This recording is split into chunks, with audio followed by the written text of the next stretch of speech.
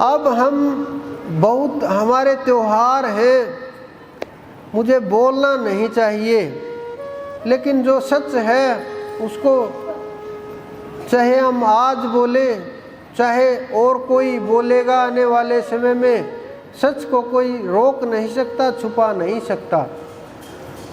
आजकल गणेश जी के पीछे लगे हुए हैं लोग कि गणेश चतुर्थी आ गई, स्थापना कर दी।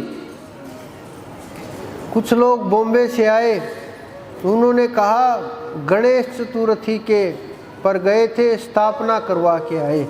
मैंने कहा बहुत अच्छी बात है,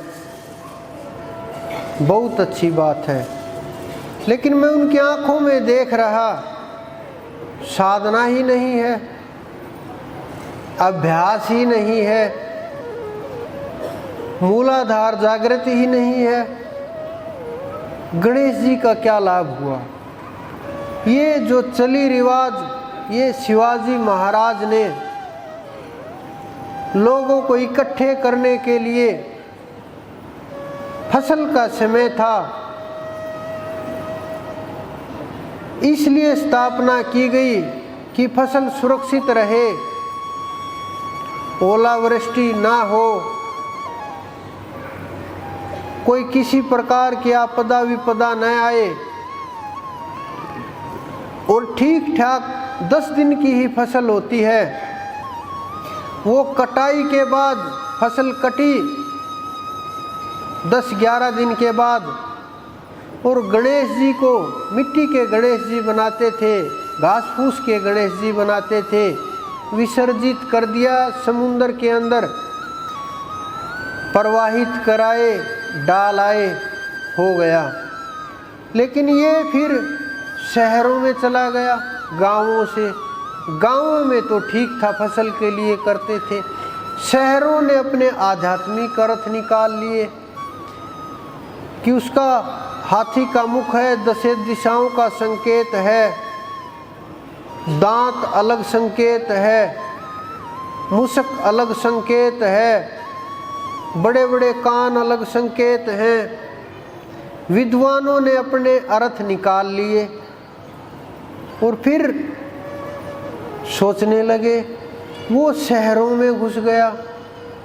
शहरों में जाने के बाद मैं पढ़ रहा था अखबार के अंदर, करीब 80-85 से 90 हजार मूर्तियां,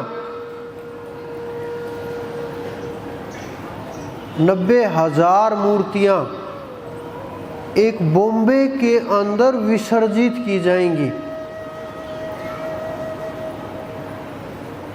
क्या हालत हो गई है! इतना क्या हाल होगा, कितने साल चलेगा ये? अब तो देवी की मूर्तियों को भी प्रवाहित करने का रिवाज शुरू हो गया है। पिछले साल बहुत लोग इसी प्रकार से प्रवाहित करते करते उसमें साथ बह गए, जान तक चली गई, हो गई भक्ति, मिल गए परमात्मा, हो गई। यही रास्ता है परमात्मा का। क्या वो सीधे जाएंगे मणिद्वीप लोक के अंदर? क्या माता उनकी आत्मा को पकड़ करके अपने लोक में ले जाएगी कि इनको तो मैं अपने लोक में ले जा रही है, तो मेरी मूर्ति को बहाते हुए इसमें बह गए जल में? ऐसा नहीं है जी, क्योंकि जहाँ की हमारी साधना है, जहाँ तक हमारी सूरत पहुँची है, जहाँ तक हमने चढ़ाई की है, जहाँ तक हमने पहुँच पाए हैं, जहाँ तक कुंडलिनी जागरण हुआ है, वहीं तक हम पहुँच सकते हैं। ये मात्र संकेत है, मंजिल नहीं है। आप भी देखते होंगे क्या बुरी हालत हो गई है, पैरों के अंदर मूर्तियां पड़ी रहती हैं। लोग मूर्तियों के कागजों के ऊपर, कैलेंडरों के ऊपर फाड़ फाड़ करके खाने की वस्तुएं डाल डाल करके परोस रहे हैं। वो वही हमारे परमात्मा जिसको आप लोग मानते हैं, दीपक लगाते हैं और उठा करके फिर मौका देख करके कहीं न कहीं वृक्ष के नीचे, नदियों के किनारे इधर उधर उठा करके रख देते हैं। फिर वो परमात्मा आपके घर से कहाँ जाते हैं? फिर आपकी श्रद्धा कहाँ जाती है? फिर आपका भाव कहाँ जाता है? फिर आपके कान्हा जी कहाँ जाते हैं?